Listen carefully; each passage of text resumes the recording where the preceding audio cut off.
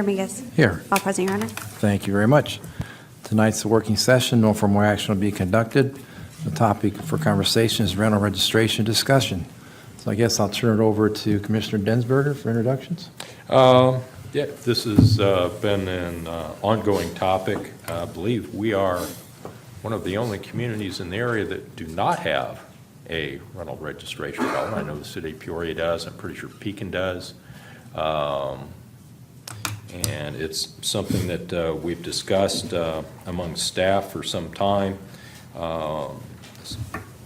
The Richland project has, of course, I think brought it more to the forefront. So we decided maybe it's time to bring the idea forward and look at developing and implementing something to actually it benefits both sides of the equation. It benefits the landlords, and that gives them I guess a baseline and some protection for their property, and because of the inspection, and it protects the renter because they will be more assured of having a better quality property that's at least up to standard when they move in. So I guess with that, Ty, I'll turn it over to you. Thank you, Commissioner. I appreciate the introduction. So I brought some backup with me here tonight. I've got the LaToya Brown from the East Peoria Housing Authority, Deputy Chief John Knapp from the Fire Department, and Robert Cole, Director of Inspections. This has been kind of our core team, and we've been working with the inspections team and discussing this project. And so what you have in front of you is a two-page sheet here, and I don't want to read it verbatim, but certainly gives you kind of that framework, that outline. And it's a work in progress, and there are a couple of different issues that we'll touch upon when we go through this. But some real key points are we're still working on that legal framework, the code changes that would allow us to do these inspections, get this program up and going. We've talked to the city attorney's office, and with your blessing, we're ready to get them working on putting that together. A couple of other pieces have to do with logistics. You know, how do we, what software do we put this into to be able to manage this information, to make sure it's secure, but also be able to provide ease of access?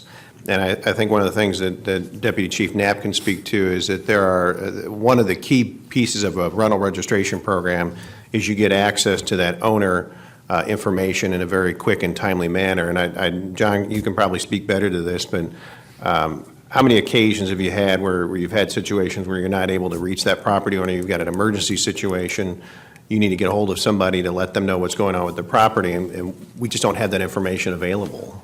Yeah, unfortunately, everything that any of our access typically comes through our dispatch center, and a lot of that information is because of the advent of cell phones. Let's be honest, getting a hold of anybody is extremely difficult.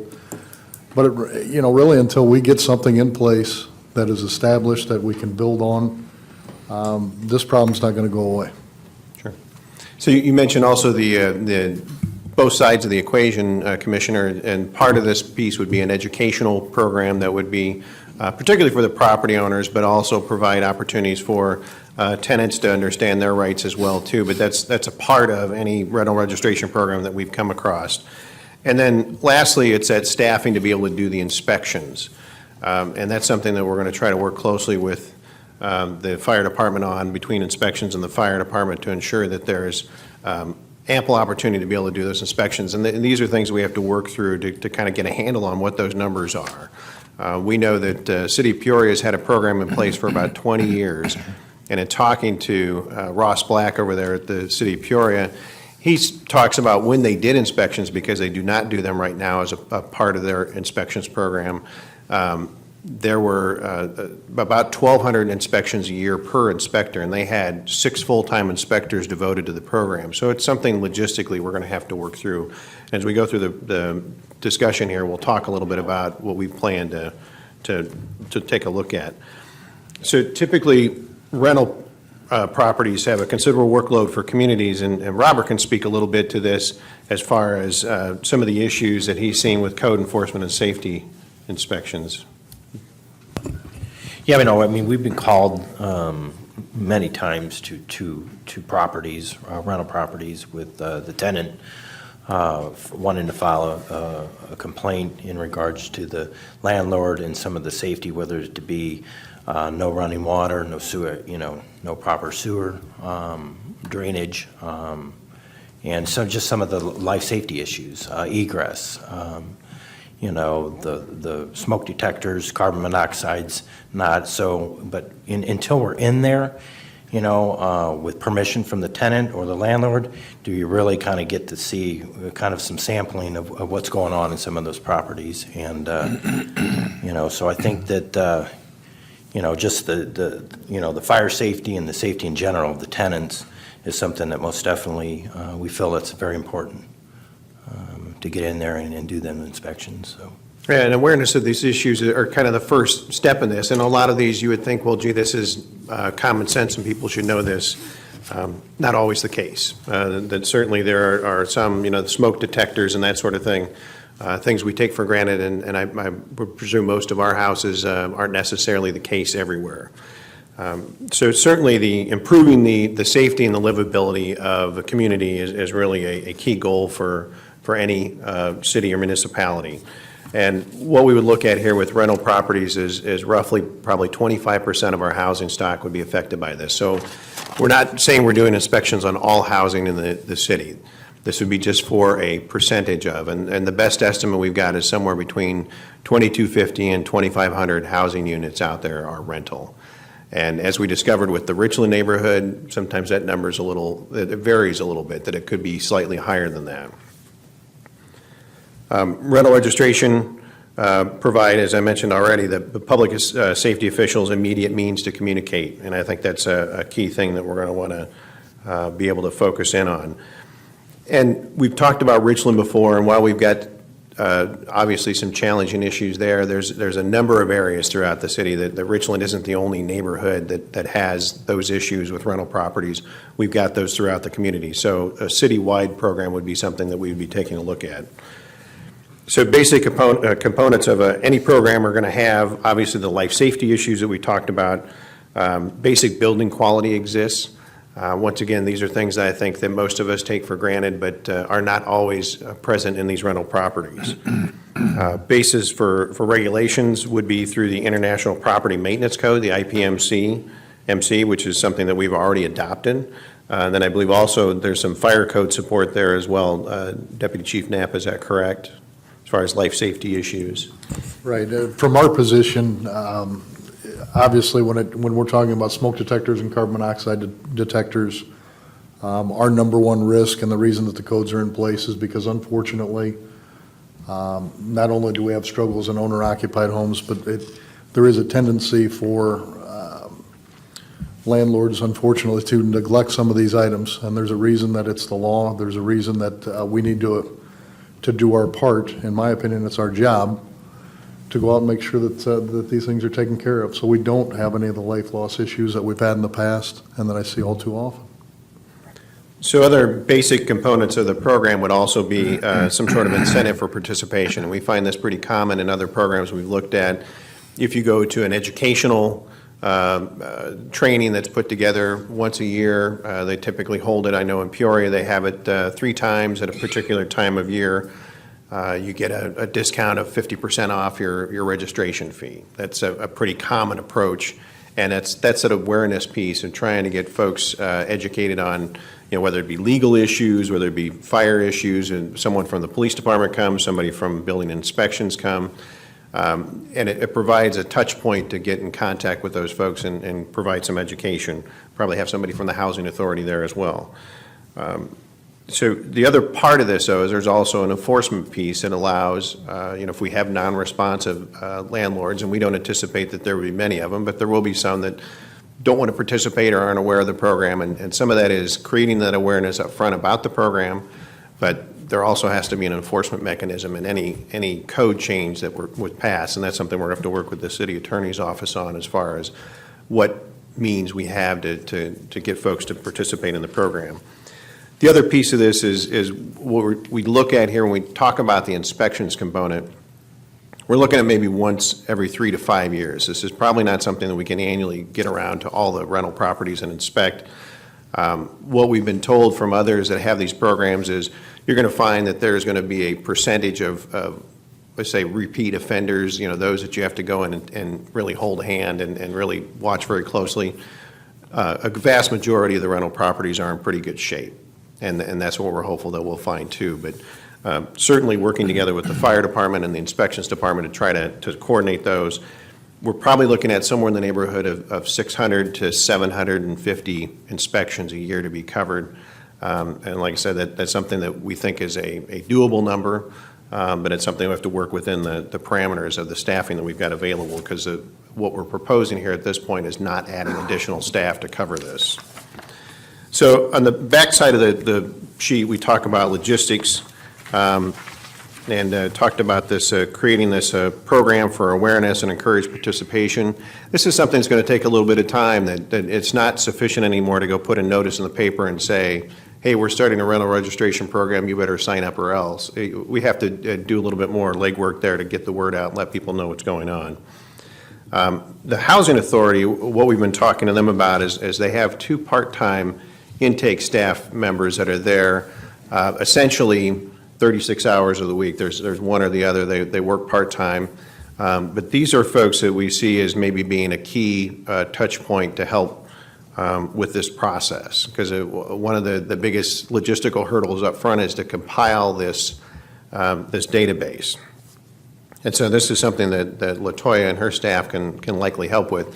In turn, what we're looking at doing is having our inspection staff help cover her more mundane inspections to kind of free up some of their time. These are things that she does on an annual basis, and they aren't particularly onerous. It just takes time to go out there and inspect. And so while our guys are out already doing inspections, it's easy enough to pick up some of these annual inspections, and we anticipate that not to be too much of a burden. I mentioned collaboration with the police and the fire department, inspections, housing, zoning, and our legal team to do these educational sessions. This is a key piece of any program. The revenues to be generated, and whatever that revenue amount is, and that's something that we're going to have to take a look at. As we look at programs that are out there, there is a fee assigned to them. You have to assign a fee so that there's some value in the minds of the landlord, and this is something that you do in any program. There's some cost to it. We want to keep that cost threshold relatively low. We have to establish something that obviously you're going to have landlords that have multiple units.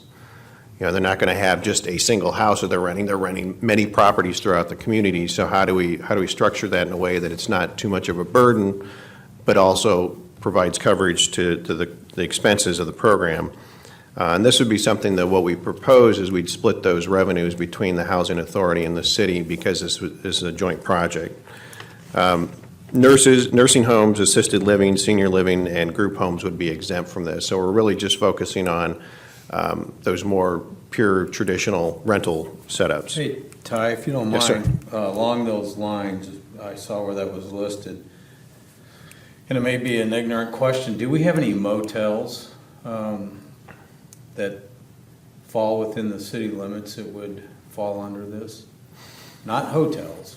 Right. It's completely separate, but motels, long-term stay motels where people are actually residing. I think they usually drop that license. Morgan could probably speak to this. There may be one on North Main. Isn't there one on North Main? I'd be interested, I don't remember think, the quite name. honestly, just my humble opinion, I would group these into this rental process registration. Yes, if it's a rental piece like that, it would. And I know that there's been some discussion, particularly with that one, whether or not they're a hotel or not, but There's a difference between yes, a hotel and. agreed. We got long-term stays, and then it's certainly something that falls under the purview here. Okay. So that's something we definitely look at. And I've got some listings of other communities downstate that have this program.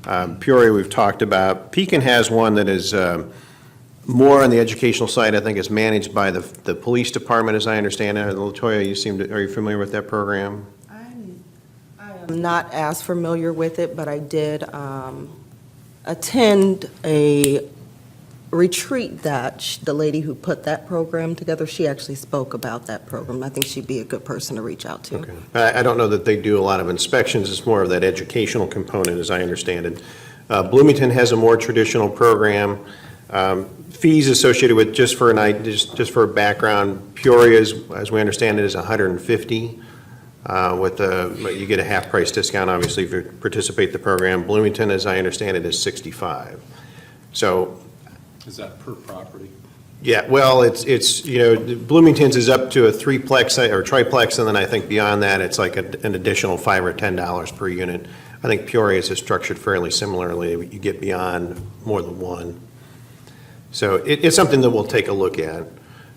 We would probably wind up south of those numbers, but LaToya, I know the inspections and landlord relations is an integral part of what the Housing Authority does. Can you give us a feel for how many properties, how many inspections you do annually, and sort of how it goes with the landlord?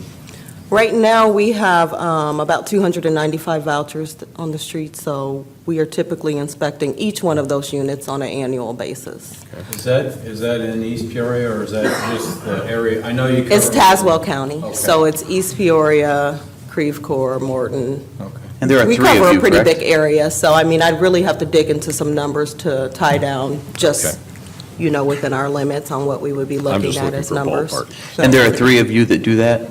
Yourself and two others, is that correct? Yes, I pretty much am handling the inspections at this point, Okay. and they're, the face of the office as people are coming. So in. you're able to do personally close to 300 a year? Yes. Okay. and that's part of the discussion here, was if we take up some of the annual, more mundane inspections, that would kind of help out with their situation as well, too. So, because we are looking at trying to do this with existing staff that we have already between our departments. So if the city council would like us to pursue this, I think there's a couple of things that we see happening here, that obviously one is the city attorney's office has to craft an ordinance that checks all the boxes as far as state laws requirements, and to come back to the council with that. If we do move forward with it, it's probably something that the first probably year and a half or a year or so is going to be spent trying to do that educational piece. It's going to be outreach, letting people know that this program is out there, probably having that first educational training session before we start getting into the inspections component. That might not happen right away, but that's certainly something that we're open to your suggestions on. But that's kind of the gist of the program. I think our keys are not only looking at the legalities, but also trying to figure out the right software package to manage this, that we could probably go as simply as an Excel spreadsheet, but the concern is obviously when you've got inspections that get tied into this, it's ideal to have a software package that can help you schedule those things. Certainly something that we've got to be cognizant of with LaToya's staff, and making sure that we've got a software package that's easy for them to manage and help us out with that piece. And then also the inspection side, making sure that we're able to do those inspections on a timely basis. And then the other part, like I said, is that staffing piece, is once you get out and do those inspections, how much time are they taking? How many can we cover in a year's time? Is it reasonable to think that we can get 600 to 700 in a year's time? Or is it something that we've got to extend that horizon out more and maybe do less in a year's time and get to every household, every property within 7 or 8 years? So it's kind of working through those logistical issues, but I think we've got a good team in place to figure that out. So I certainly welcome other comments or I'll questions. share with you up front, and it goes back into what Commissioner Densberger started the conversation with, which this has been discussed now for probably 2.5 years, or if not longer. At least the 2.5 years I've been up here, I'm an advocate for it. The way I see it, to implement a good, solid rental registration with an informational piece up front, so everybody's clearly aware of what we're trying to get accomplished here. I think both the landlord and the tenants win at the end of the day. I mean, it's more than just safety, it's about maintaining property values. We talked about different areas in East Peoria. We have rental properties throughout the entire community. I think people would be shocked to find out how many may be in their own neighborhood. So I've been a supporter of something like this. I know we had some hiccups with being a non-home rule, how we get there, and some of the things we can and can't do. I'm pleased to hear the 3-year rotation. Before you explained yourself as to why, just personally, in all the different ones I've researched over the last couple of years, I would be more inclined to do a 3-year, and even if we had the manpower to do it annually, I don't think I could support that. For every bad landlord, you have, 2 good ones, in my humble opinion. So, as far as the fee, nominal, but we have to cover our cost. There's a cost of doing business, so I'd be eager to see what you guys bring back to the table, but I'm very supportive of it. So there's one to move on. Other commissioners? I have a couple comments, Mayor. Go ahead. I think is what John was referring to when we started speaking with some of the residents down in Richmond. There were some concerns with some of the properties, and it's certainly very appealing, trying to remedy some of the problems that people have. I think oftentimes people can be taken advantage of because of their situation, maybe not able to afford or get into properties. And I think something like this could help to make sure people are not taken advantage of. Also, it can help to protect the property owners. The one thing I was a little confused about, I think I understand it, but you said something, Ty. You said incentive for participation. This would be a mandatory thing, correct? For the education piece, so if you have this once-a-year training program that's Okay. offered, 2 or 3 times at various times in the course of a week or 2-week period, if they participate in that, it's a reduced price. I got you. Okay. So, yeah, you'd still say you have to participate, but the incentive is great enough to say, okay, you get half off. And from what I've heard from others that have these programs, that works quite well. Okay, all right. Those will participate. I thought we were talking about a mandatory program. The home rule thing, I was wondering about the legalities, but one other question is there a way for us to be sure of all of the rental properties in East Peoria? And I say that because people may own houses and whatever way, rent out properties for however, cash or whatever. How can we do that? How can we find out for sure where all Well, the I rental think not properties until you are? get boots on the ground. I mean, I think that's what we found in the Richland neighborhood, that until you had the folks from the Southside Office of Concern going out and doing surveys and talking to those property owners that we thought had owner-occupied properties, it wasn't until then that you discover, well, some of these aren't exactly as what they appeared to be on the property tax roll. So there's going to be some amount of fleshing out that has to happen once you get out in the field.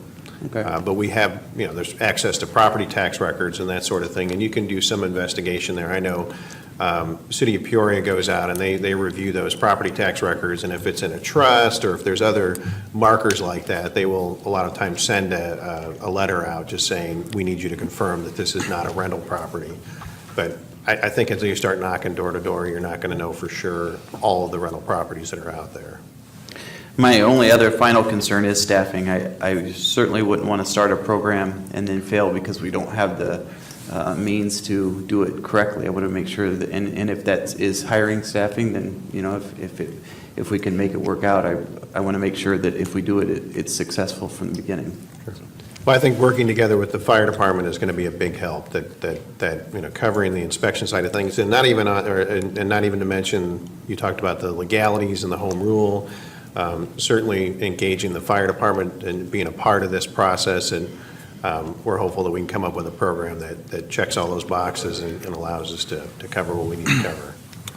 I think a good part of the reason for being here this evening is simply, as you can imagine, putting a program together like this is not a small effort. So we wanted to present the idea to council tonight to ensure that there's council support for moving forward on it. And then these folks will put together a program and flesh out some of the details and come back to us and hopefully bring something workable that serves the community. And as Commissioner Calt said, it will have to pay for itself. I'm very supportive. I want Sounds to like move there's a forward. consensus, though. Commissioner Jackson, go right ahead. Just a question. Do any of the communities you list or any that you know of, do they have any triggers that would cause inspections such as a new water service being brought online, names change, et cetera, that would trigger a new renter perhaps, or a sale of a new house. We don't know the difference until we check our records, but do any of those communities have a trigger that would say, hey, I don't know how much turnover we have of our apartments or renters there is per year. It probably is equal to what you want to do each year. Right. So maybe that would be the time to catch it then. And maybe I would suggest a pilot, maybe if this would work with the overall scheme of the program, to develop a pilot program of 6 months or a year before we go full bore. Or if it's good, we do it. And if there's consensus to do it, we do it. But even if you would propose a pilot so we can get the bugs worked out before we go full bore on it, I think that's worth looking That's a good into. suggestion. That might be a good approach to start small and grow it from there. I think that. And you know what you want to do, I think, the intent. If you have a business, the fire department has a Knox box there that can tell you exactly who to contact if there's a problem, and some of us comply with that, some of us don't. We just don't have the Knox box there, but that helps them when they go into they don't know what's there. And I think this is it's a little bit different thing. It's a life safety issue for people that live there versus a business perhaps, but still involves life safety. But I think there's a little different angle there, but this helps us to identify. But maybe there's some triggers that you could come up with and say we're going to do it here. You may have that 2 to 3 or 4 year rotation, but maybe there's something that would prompt us to get in there more quickly. Right. Well, this is probably discussion for a future meeting, but certainly there are some similarities between a rental registration program for residential and business registration. That, in the end, there's that nexus of, these are businesses, or these are properties that are renting and making, they're making that revenue. Not in all cases. Sometimes it's owner occupied in the business sense too, but. So it sounds like you have a go-ahead, and we'll hear back from you in the future. Great, thank you. Good job. Anybody in the audience want to make a comment or two? Seeing no one, is there a motion to adjourn this working session, please? So moved. Commissioner Densberger, second by Commissioner Call. Roll call, please. Commissioner Decker? Aye. Densberger? Aye. Jeffers? Aye. Call? Aye. Mayor Mingus? Aye. All present voting aye, Your Honor. Thank you. We'll reconvene in about 3 minutes. Thank you.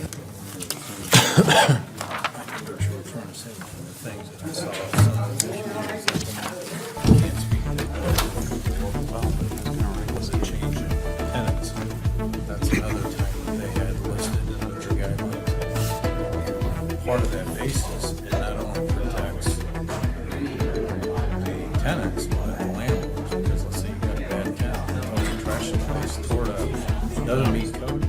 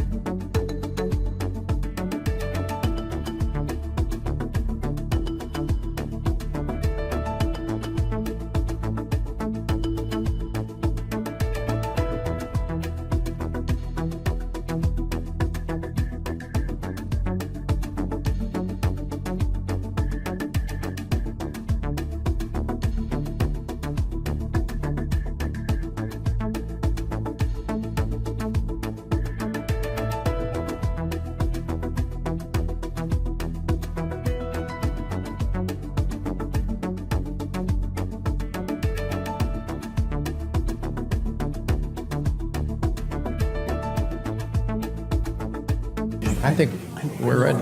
Ms. Morgan. Get this party started. Beg pardon? Get this party started. Amen, brother.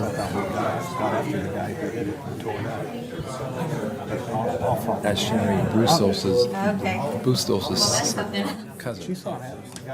That's her cousin. Colleen Callahan.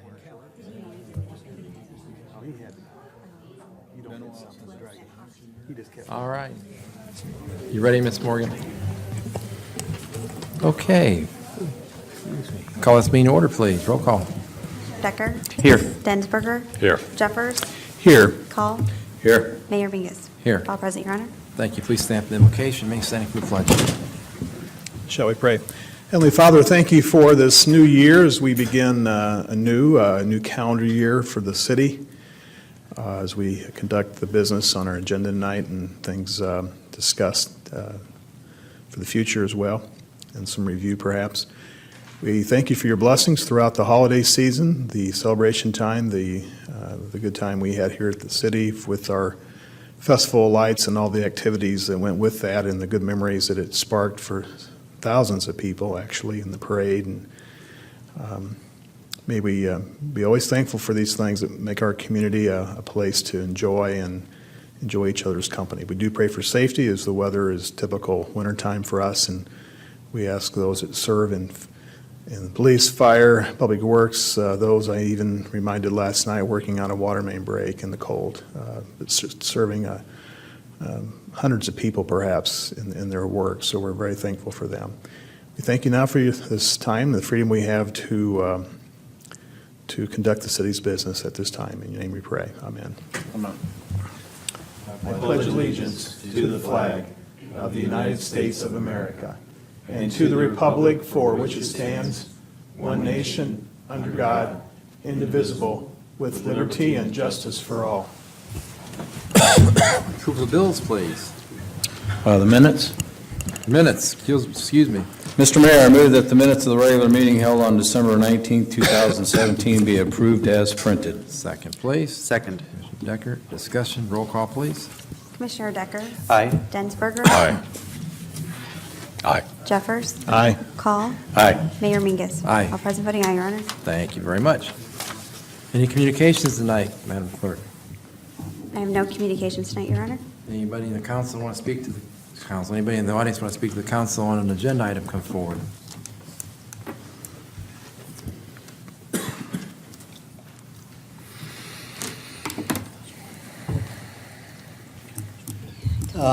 Going through the schedule of bills, I came across the aeration motor.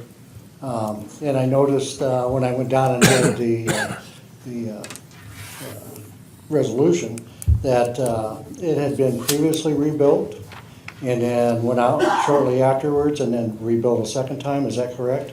That is correct. The first time, was there a cost to that? The very first time was a couple, 3 years ago, 2 or 3 years ago, it was rebuilt. It's been in service for, I think it was 2.5 or 3 years. It actually broke, we sent it out to have it repaired. They put it back together, went upon installing it and running it, the shaft broke. So from what I understand, they had to take it back in and rebuild it again, so we did not pay for that first initial rebuild. This is a second rebuild of, they rolled it all into one, replacing the pieces that should have. Okay, that's why I was curious. They warranted their work and whatever. The other one I have was the salt spreaders, 11,000 plus for salt spreaders. Those were approved for this department. Okay, so that's a capital expense or, Two plows and two dump beds. okay. So it looked like a separate expense, meeting the 10,000 threshold is what I was, Approved here. so. All right, thank you. Thank you, Don. Anybody else? Seeing no one else, we don't have a consent agenda, so I'll just turn it over to you, Commissioner. Okay. I'll begin with paying the bills, Your Honor. Be it resolved by the Council of the City of East Peoria, Illinois, that the claims as listed on schedules numbered 16 and 17 be allowed. Mr. Mayor, I move that the clerk is hereby authorized and directed to issue orders on the treasurer for the various amounts totaling $3,017,315.57 and $2,514,450.53, and the schedules of bills be hereby adopted as presented. Second, please. Second. Commissioner Call. Discussion, roll call, please. Commissioner Decker? Aye. Densberger? Aye. Jeffers? Aye. Call? Aye. Mayor Mingus? Aye. All present voting aye, Your Honor. Thank you.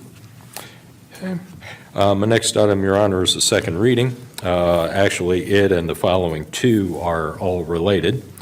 Mr. Mayor, I move you that ordinance number 4355, here to attach, an ordinance amending Title IV of the East Peoria City Code for the purpose of adding a new Chapter 19 consisting of a solar energy code, having been read once by its title, and having laid on the table for no less than 1 week for public inspection, be adopted as presented. Second, please. Second. Commissioner Call.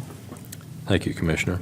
As I said, this item and the next two are related. All three have to do with a project that is being spearheaded by the township. And when we get to the special use 4354, we have a representative from the township that'll speak to the Very good. project.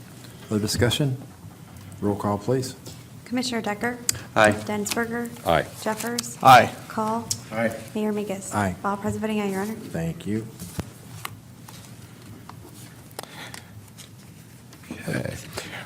Next, Your Honor, Mr. Mayor, I move you that ordinance number 4354, here to attach an ordinance amending Title V, Chapters 8, 9, and 10 of the East Peoria City Code for the purpose of allowing certain solar energy systems as a special use in the residential, commercial, and industrial districts be read at length by the clerk, and then said ordinance number 4354 be accepted on its first reading and be hereby adopted as presented. Second, please. Second. Commissioner Call. Thank you, Commissioner. Morgan? Whereas the City of East Peoria has proposed amendments to certain zoning regulations found at Title V, Chapters 8, 9, and 10 of the East Peoria City Code, which proposed amendments are hereinafter set forth. Whereas, after hearing pursuant to duly published notice, the East Peoria Zoning Board of Appeals has recommended approval of the proposed amendments. And whereas the City of East Peoria has proposed amendments to its subdivision regulations in order to implement changes necessary to accommodate the creation of overlay zoning districts. Whereas the City Council finds the adoption of the proposed amendments would serve the best interests of the City of East Peoria and its citizens.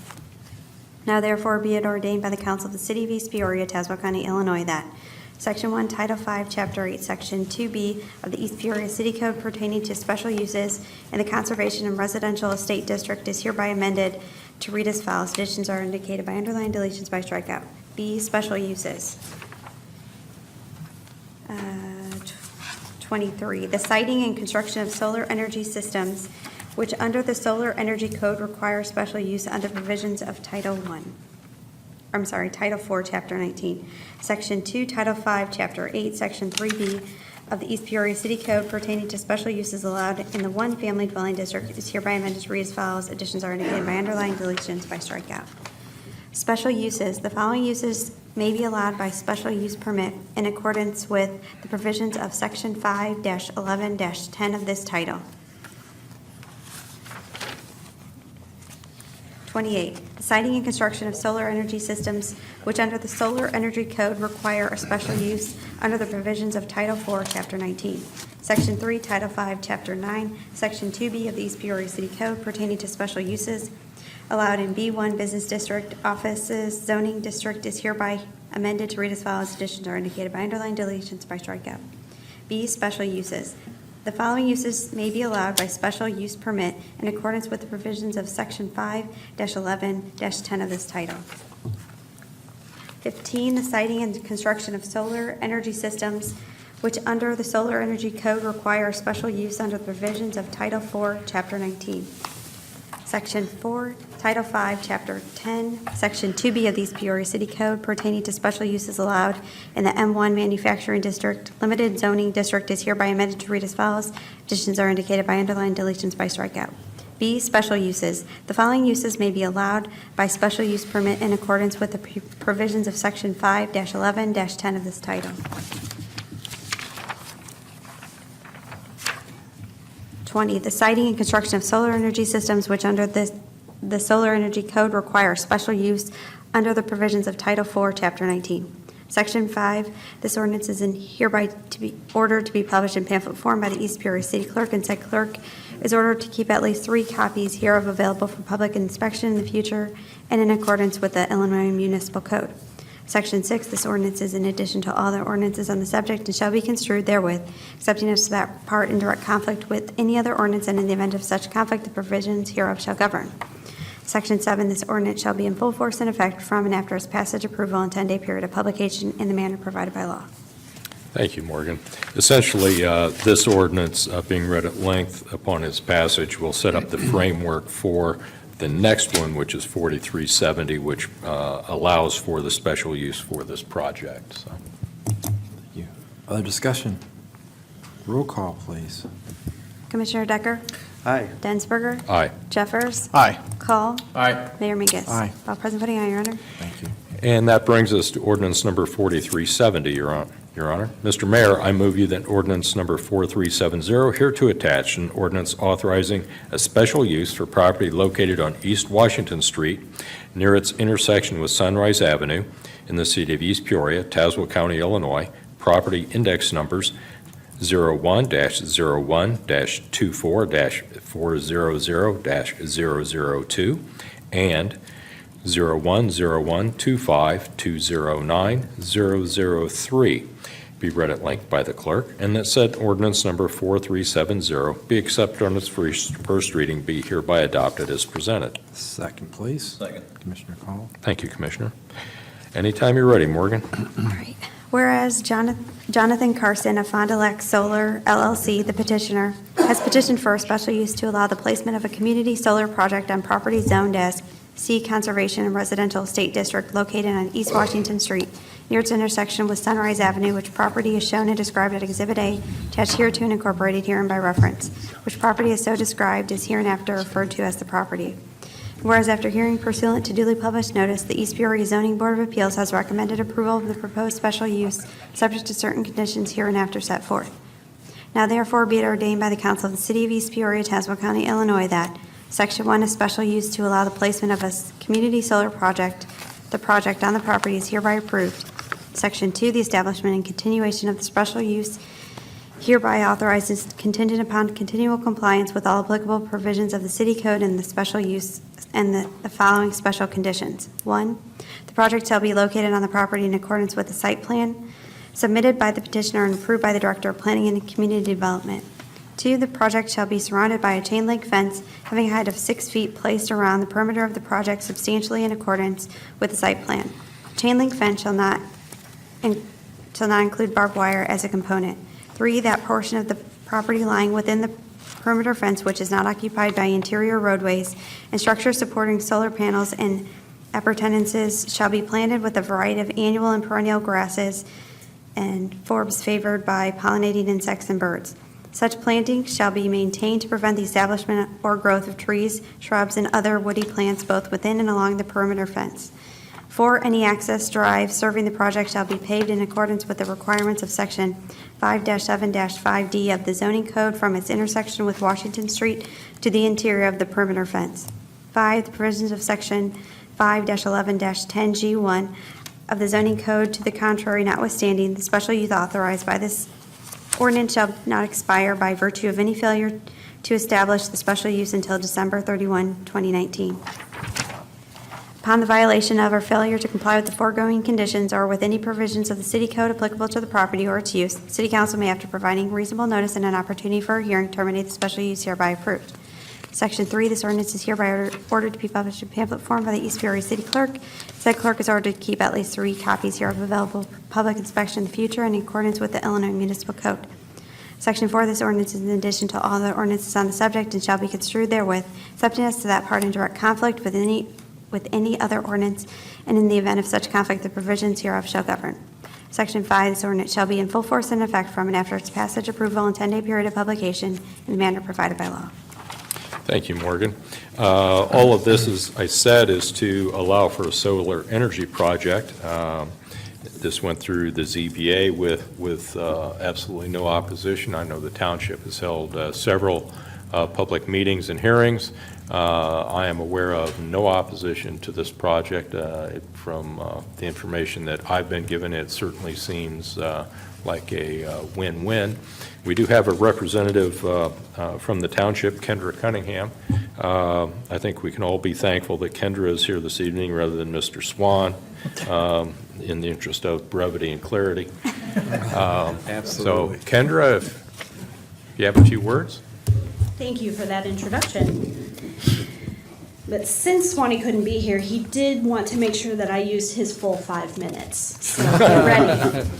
First and foremost, thank you to everyone at the city, residents and commissioners, for your support and consideration of the community solar project. Fond du Lac Township has owned this property since 2002. It was purchased with the intent of future expansion of the Fond du Lac Cemetery, which is estimated to be at 80% capacity right now. A second cemetery will be needed within the next 5 to 10 years.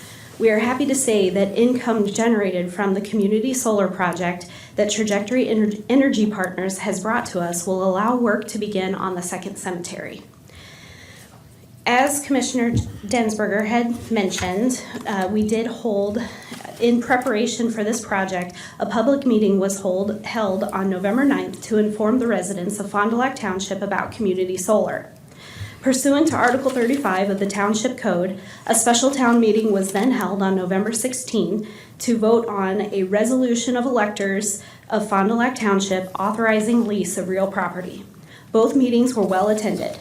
Specifically, the special town meeting was attended by 52 people, 46 of which were registered voters in Fond du Lac Township who voted unanimously in favor of the project. Trajectory was at both meetings and did an amazing job informing the public and answering their questions. We want to thank Trajectory for all they've done to inform the public about community solar. Trajectory has been fantastic in their managing of the project to this point. Ours is one of about 12 projects that they're working on in the area, and they're committed to using local union labor and suppliers, which means additional revenue to the community. We could not be more satisfied with our relationship with Trajectory. They know what they're doing, and they do what they say they will do. We also want to acknowledge the East Peoria Green Team that have given us their full support in favor of community solar as a clean energy source.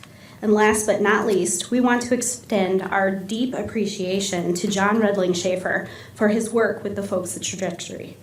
Altogether, they've made this a smooth process, and we look forward to a long relationship with everyone involved.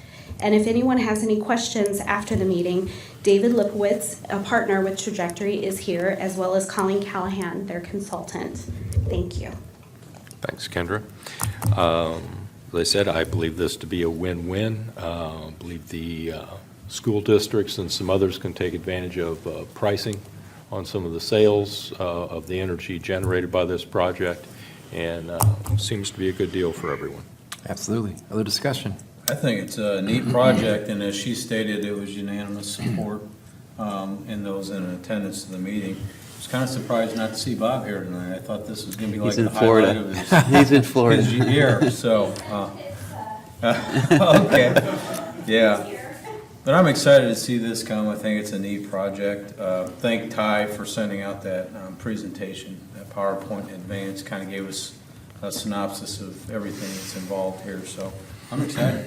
That town meeting was really neat, too, to see all the people come in and talk, and it was of good nature, and good job done. Mayor, I'd like to say as well, when I first heard about this, I was impressed that we were looking at it. I really did not expect it to be 100% support. It always feels like there's someone out there who will not support it. But I was really impressed. It seems like not only everybody would like to look at alternative sources of energy, especially when we can be nice to the environment at the same time. So I'm happy to see it coming to fruition. It'd be nice that if hopefully this is as successful as we think it will be, we can look at other possibilities around the area. Any comments? Roll call, please. Commissioner Decker? Aye. Densberger? Aye. Jeffers? Aye. Call? Aye. Mayor Mingus? Aye. All present voting aye, Your Honor. Thank you very much. Next, Your Honor, Mr. Mayor, I move you that ordinance number 4372 here to attach, an ordinance amending and enhancing the sexual harassment policy in the City of East Peoria Personnel Policy Manual, be accepted on its first reading, is read by its title, and be laid on the table for no less than 1 week for public inspection. Second, please. Second. Mr. Call. Thank you, Commissioner. The City of East Peoria has had a sexual harassment policy within its personnel policy manual for quite some time, as most organizations do.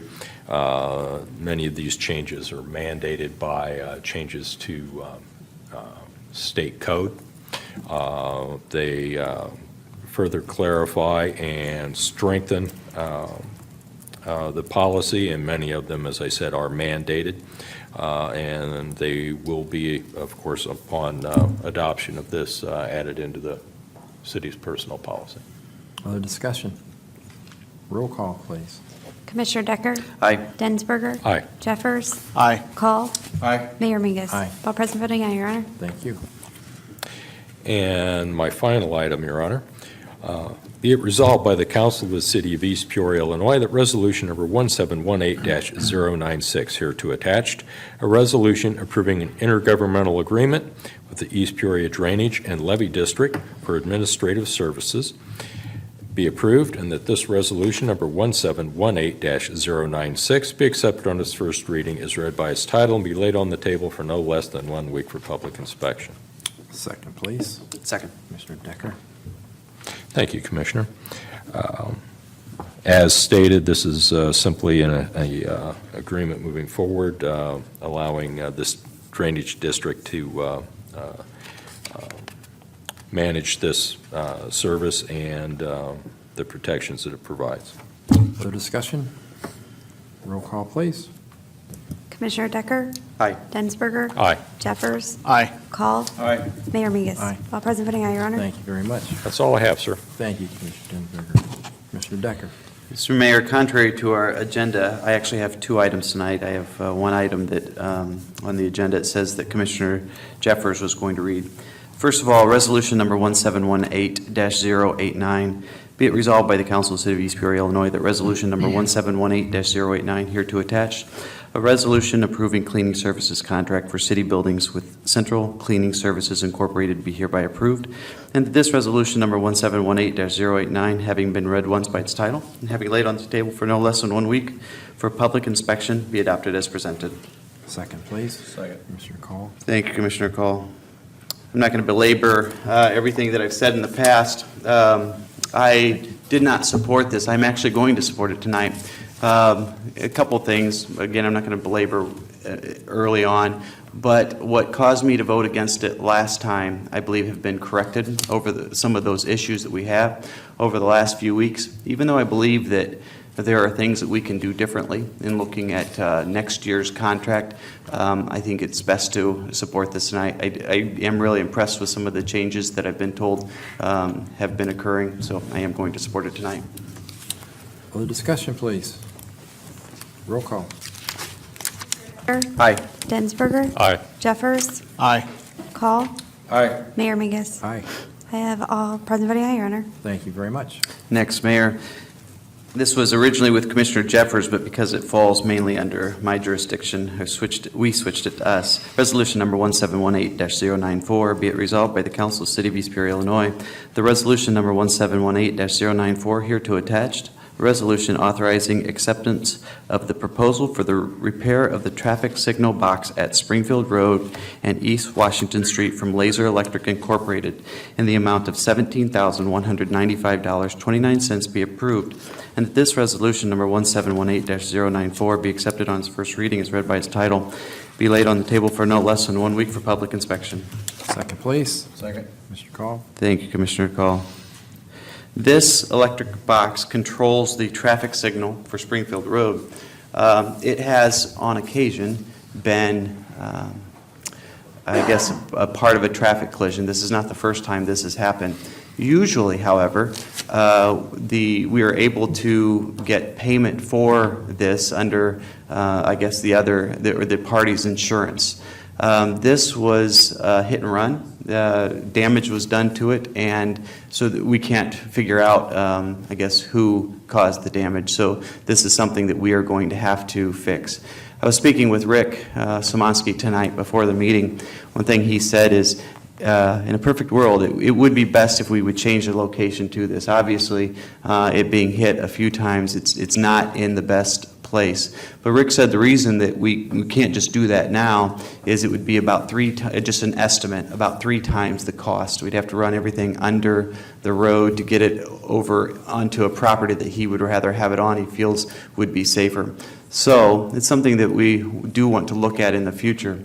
But it's not something that I believe we have the money to do now, so I think this is the best scenario for us. Commissioner, will a barrier be included in this repair? Not that certainly don't have any problem looking into that and what the cost of that would be. I'm a little unsure of the cost, but I know with the location, which is on the southeast corner of that intersection, is kind of a tight corner. Actually, since this hit the agenda, I did have somebody come forward and say that it was a truck with a utility trailer behind it that actually hit it. So we're trying to chase down further leads. They didn't wait for a police department to make a report on it. So we're trying to see if we can follow up with those people that brought that forward, so that somebody had actually witnessed a truck and trailer around the corner and actually hit it with their trailer. I don't know who yet. So we're still chasing that down. But either way, we've had it wrapped in a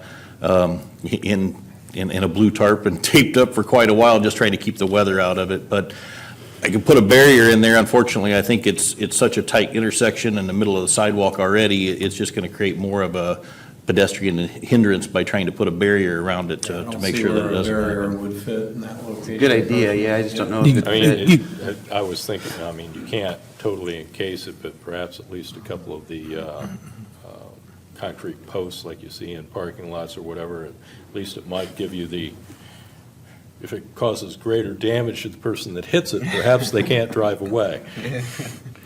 Just a I'll question. definitely look into that and see if that's something we can try to do. I'm all for saving it rather than having it hit, especially, again, it's not a good situation when it does happen. So we'll definitely look at that and see if that's something we can do. I realize it's limited. Just a question, Chief Ganschow. Chief, hit and run like this, it's rather serious offense, isn't it? Well, it always depends on the amount of damage and whether there's any injuries. Obviously, when there's an injury, it's far more serious, but yeah, it's serious enough, but like any crime, you need some leads to go on to have a direction to go. Yeah, I know there are cameras around the city, some, there are intersections, and maybe the cost of a camera might be something to other places as well there in this case, but. Sounds like we have a few leads. Somebody may not even know they did it with a long trailer. That's right. All right, other discussion? Roll call, please. Commissioner Decker? Aye. Densberger? Aye. Jeffers? Aye. Call? Aye. Mayor Mingus? Aye. All present voting aye, Your Honor. Thank you very much. That's all I have right now, Mayor. Thank you, Commissioner Decker. Commissioner Jeffers. I have 2 items tonight, Mr. Mayor, at this time. Be it resolved by the Council of the City of East Peoria, Illinois, that Resolution Number 1718-091, hereto attached, a resolution authorizing the payment of an invoice from Foremost Industrial Technologies in the amount of $13,993.75 for the emergency repair on the aeration motor and wastewater treatment plant for wastewater plant number 1 be approved, and that this resolution number 1718-091 be accepted on its first reading as read by its title and be laid on the table for no less than 1 week for public inspection. Second, please. Second. Commissioner Call. Thank you, Commissioner Call. Prior to our council meeting and comments, we talked about this briefly. This pump is there 24/7. It's very high, it's very heavy-duty, et cetera. Got to have it. Any more comment at all, Dennis, on this? I think the only thing is we'd actually approved it under the $10,000 threshold as being a rebuild. I think it was around $9,000. They put it together. Actually, I think it ran 2 hours and then it failed. And then so Foremost come back in, took it apart, found some other problems with it. So in the process, the cost of the original $9,000 bill went up to $13,000 to replace the parts that had not been caught in the first rebuild that should have been caught in the first rebuild. So basically, Public Works, that's our first line, is to do the rebuild. It's much cheaper than a brand-new unit. exactly. You can get it quicker, for one thing, usually. Right, and especially with being the aeration motor, I mean, aeration is the key to the wastewater process, and when you lose that aeration, you lose the breakdown of the waste to be able to continue with the process. So we do have a backup in place, but it's not designed to run in the same capacity Yeah. that the primary is designed to run. Thank you. The discussion, roll call, please. Commissioner Decker? Aye. Densberger? Aye. Jeffers? Aye. Call? Aye. Mayor Mingus? Aye. All present voting aye, Your Honor. Thank you. And another item at this time, Mr. Mayor, be it resolved by the Council of the City of East Peoria, Illinois, that resolution number 1718-092 hereto attached, a resolution authorizing acceptance of proposals for new equipment purchase and installation and rehabilitation of the entire Willow Court Sewer Lift Station from Flow Technics, Inc., in the amount of $75,737, and G.A. Rich and Sons, Inc., in the amount of $50,500 be approved, and that's this resolution number 1718-092 be accepted on its first reading as read by its title and be laid on the table for no less than 1 week for public inspection. Second, please. Second. Commissioner Call. Thank you, Commissioner Call. This is, I think, our oldest lift station in operation in our city, and there's some items that, with the update here to replace, we get some nice features. I'll let Dennis comment on this as well. Dennis? Yeah, this is a unique design scenario where we're bringing all the controls up out of these lift stations. Currently, when we need to enter a lift station, it really requires a confined space entry with at least 2 personnel to be on site. This will bring all the controls to be able to turn things on and off and be able to do what we need to do from above ground rather than below ground. Up at the end of Willow Court, where this is located at, has a high rate of infiltration due to stormwater. So therefore, the capacity of the current pumps aren't really designed to handle the flow that we're getting into these. So consistently, we're receiving excessive levels of water and wastewater during the rainy seasons that go on. So these pumps are also sized accordingly to be able to absorb that as well as to recreate the entire process. So even pump removal doesn't require us to have to go back down inside the hole to be able to do this. So this is one of the first safety pieces that we try to do, keep our guys out of harm's way. This is one that they've identified as the most important, crucial one that needs to be addressed sooner rather than later. Would you comment also as far as the expense and how we're covering the cost of that?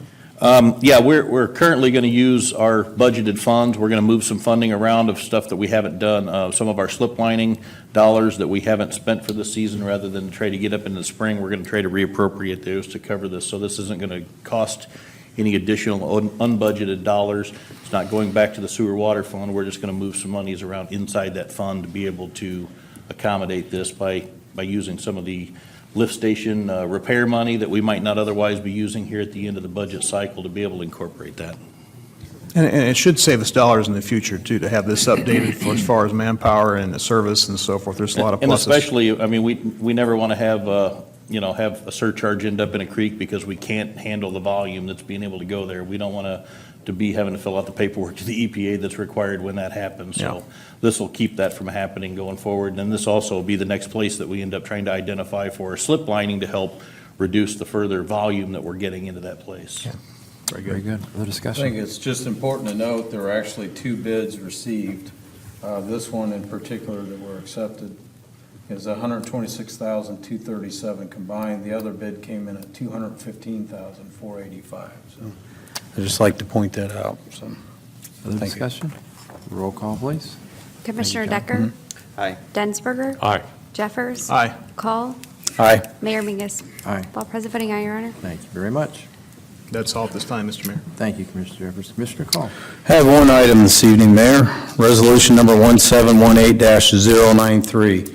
Be it resolved by the Council of the City of East Peoria, Illinois, that resolution number 1718-093, hereto attached, a resolution approving an intergovernmental agreement between the city and the County of Tazewell for animal and rabies control services be approved, and that this resolution number 1718-093 be accepted on its first reading as read by its title and be laid on the table for no less than 1 week for public inspection. Second, please. Second. Commissioner Dinsberger. Thank you, Commissioner Densberger. This is an annual thing. Actually, we're kind of about 2 weeks short or behind on this. That ended, the last contract ended December 31st. This covers January 1st through December 31st of this year. Kind of interesting to learn if you actually read through that. Animal control hours are between 8 in the morning and 4 p.m. I did not know that. Anything else is considered emergency, which the county has discretion as to when they can send somebody out. But it's just an annual thing that we have to do. I don't think the police chief wants to get the calls when we have a loose dog. Thank you very much. No, I think it's important to note that they haven't raised the rates. It's virtually an identical contract we've had in the last few years, including the amount, so really kind of cover the any broken code. Correct. They're very responsive, too. Yeah, they do a good job. They do. I was just a little fact in that contract. I wasn't picking on them. They do a fabulous job, so. Thank you. Roll call, please. Commissioner Decker? Aye. Densberger? Aye. Jeffers? Aye. Call? Aye. Mayor Mingus? Aye. All present, voting aye, Your Honor. Thank you very much. That's all I have, sir. Thank you, Commissioner McCall. Anybody in the audience want to speak to the council on a non-agenda item, come forward? Seeing no one come forward, Commissioner Decker, comments? I have nothing, Mayor. Commissioner Densberger? Your Honor, I'd just like to point out that the next 2 weeks, we will have working sessions to talk about the budget. I believe we start at 4 o'clock next Tuesday. 4 o'clock next Tuesday in this room. We'll have a roundtable down here for us to sit out and work through start of our budget process. Much as we've done in previous years, each department will be presenting their ideas. I would like to add one caveat for the department heads. I will be interested to hear during your presentation what cost savings you've worked on over the last 6 months, what you've realized, perhaps what you are working on that could be realized in the next 6 to 12 months, and any ideas you may have within your department for additional revenue generation. So I think that's all part of it, because based on conversations with Mr. Eder and Mr. Becker, the number average is about 1.3 million short for the coming year. So it's going to be an interesting conversation. Stations. Yeah. Commissioner Jeffers? Happy New Year, I guess. Interesting year, yes. I know in Public Works, we've been talking about things that have been done there as far as budget and et cetera, and I'm very happy with what I've seen, and we'll leave that discussion to continue on next week, but it's nice to be back. It seemed like a long time we've been together as a group, which has been over a month. I think that's probably the longest break we've had as a city in 10 years. But we've continued to do our work besides, and the city staff continues on. And I will say, city services have continued on in spite of the weather, and I think done a good job. I'll give that my comment. Absolutely. Commissioner Call? Just a few things. The January 26th is the 38th annual Chamber Dinner. For anyone that's interested, I believe there's still some seats available. The cost is $55 per person, which includes a really nice meal, some entertainment, and they'll have a guest speaker. That's from 6 to 9 p.m. on Friday, January 26th. Just a couple of things I want to point out. As everyone's aware, there was a major fire at Uftring, Chevy in Washington here a couple weeks ago, and I feel that a number of inquiries as to why the city of East Peoria wasn't included in that long list of municipalities and departments that assisted Washington. You just don't show up on a fire scene of another municipality. You have to be asked, a request for mutual aid has to be sent out. They did ask us for a ladder truck, which we couldn't provide, but we did offer an engine and manpower, and I just want to point that out. I had really great discussions with everybody that was interested in knowing, but, you know, as Washington sent out a big kudos and thank yous, you see all these rural area departments, and a lot of that came down to the need for water tankers, which we don't have a need for that, and we don't have one. So I just wanted to point that out. It wasn't a non-willingness to assist in that case. They have to request that aid. You just don't happen upon them and show up on the scene. And then some really fantastic news. I want to give a big shout out to the Bolin Builders, Mrs. Beardeman's gifted fifth grade class. There was one of the teams that made it to the state tournament in the first Lego League, which took place in Elgin this past Saturday. And out of 4 main areas of the competition, the Bolin Builders had 2 first-place awards. One was for the tabletop performance. They had a high score of 345. Didn't know that until that morning in attendance of this competition, but in the qualifiers in the regionals at Bradley a month ago, when I congratulated them on making it to state, their score was the top score going into the state tournament. This score of 345 exceeded that. But my understanding, and I got to verify this, but there's actually 3 state tournaments because of there's like 150 teams involved. And I understand a team from, I believe, somewhere in Chicago topped that the next day, but they still hold the second highest score in the state, which is impressive. So they got first place award for their top performance, and then also they had first place for robot strategy and innovation. So these kids really put forth a lot of effort. It's really neat to see. I do know there are 3 other District 86 teams that made it to state. I think they're based out of the junior high. I'm almost confident of that. And they partake in the 3rd tournament, which will be in Champaign at the end of this month. So I know Mrs. Beardman going to attend that and cheer those on as well. So hopefully we have more, but the best news out of all of it, they did qualify for nationals. All those details have to be provided, and then that team, the kids, obviously their parents determine whether or not to go on. So I'm proud of the kids. They did a great job up against a lot of 8th and 9th graders, and these kids are in 5th grade, and they walked away with 2 first-place awards. So very proud of them. Good job. Congratulations. Yeah, that's all I have, sir. In our city, we had a pretty devastating fire on Christmas Eve, and our employees, our police came to answer the call. I just want to speak just momentarily on that, Chief, as far as mentioning the Christmas that they salvaged. It was a house fire that our officers responded as well as the fire department. We learned that the family had lost basically all their Christmas presents for their children and amongst a lot of other things during that fire. So those second shift officers took it upon themselves to take their own money, take up a collection amongst some of the other officers that are coming on, third shift officers. They were able to find the lone store still open in the city on Christmas Eve and purchase replacement Christmas presents for the children and took those to the family. So very proud of their actions. Very proud of them, very grateful, and Ron Morgan's husband was a part of that too, as far as buying presents for those folks. So, all right, a motion to adjourn, please.